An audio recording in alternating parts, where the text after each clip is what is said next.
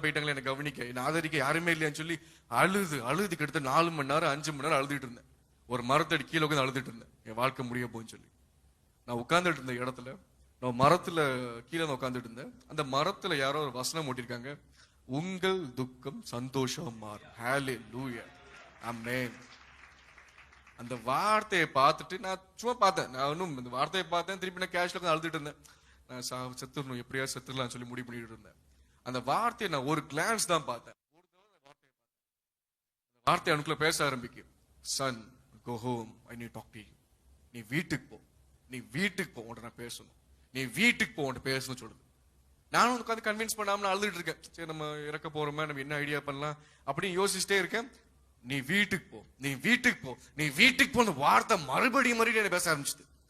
நான் யோசிச்சேன், ஏன்னா நான் பேசுறது எப்படின்னா, நான் சொல்றது கெஸ் பண்ணல, இமேஜினேஷன் பண்ணல. நான் இங்க நிக்கிறது மாதிரி நீங்க வந்து கற்பனை பண்ணி பார்க்கல. நான் பேசுறேன், நீங்க காதல கேட்டிருக்கீங்க. நான் வீட்டுக்கு கிளம்பி வந்து நான் ஒரு மத்தியான நேரத்துல வந்து வந்தேன். நான் கண்களை மூடி தூங்க ஆரம்பிச்சிட்டேன். நான் இயேசுவை பார்த்தேன். ஹல்லேலூயா, ஜீசஸ் இஸ் அலைவ். ஆமென். இயேசு ஜீவிக்கிறார். இதை விட என்ன சந்தோஷம் இருக்கு? ஹல்லேலூயா. நான் கண்களை மூடி நான் கண்ணை மூட தூங்க ஆரம்பிக்க, திடீர்னு ஒருத்தர் என் பக்கத்துல நிக்காரு. நான் பார்த்துட்டு இருக்கேன், இயேசு உயிரோடு நிக்கார். அவர் இயேசுன்னு எனக்குள்ள யாரோ சொல்றாங்க, இதுதான் இயேசுன்னு சொல்றாங்க முதல்ல. என்னையும் அறியாம நான் அந்த உருவத்தை பார்க்க ஆரம்பிச்சேன், வெளிச்சத்தை பார்க்க ஆரம்பிக்க. நான் தனி அறையில் படுத்து தூங்கிட்டு இருந்தேன் எப்பவுமே. அப்போ அந்த இடத்துல இயேசு நிக்காங்க. என்னையும் அறியாம பாவத்தை அறிக்கிட ஆரம்பிச்சேன். நான் முஸ்லீமா இருக்கும் போது பாவ அறிக்கை பண்ணணும், நம்ம பாவத்துல இருக்கோம், இந்த கன்விக்ஷன் பண்றது, கன்ஃபெஷன் பண்ற பழக்கம் எல்லாம் கிடையாது எனக்கு.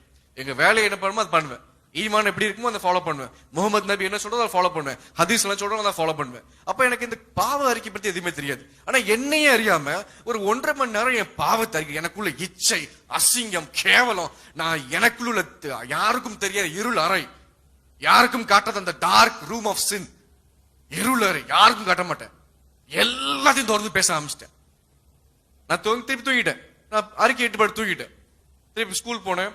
ஸ்கூல்ல போய் உட்காந்து காலையில தொழுதேன். காலையில் 5 மணிக்கு தொழுதுட்டு ஸ்கூலுக்கு போயிட்டு நாங்க பசங்க எல்லாம் சேர்ந்து கிரவுண்ட்ல தொழுவோம், திருநெல்வேலியில நான் படிச்ச ஸ்கூல்ல. அப்ப நான் கிரவுண்ட்ல தொழுது முடிச்ச பிறகு நான் அப்புறம் தான் யோசிச்சு பார்க்கேன், என்ன நடக்குது நம்ம லைஃப்ல. நேத்து வரைக்கும் நான் சூசைட் பண்ணி முடிவு பண்ணேன் ரொம்ப நாளாவே. அது முடிவு எடுத்து நான் சூசைட் பண்ணாம போனேன்.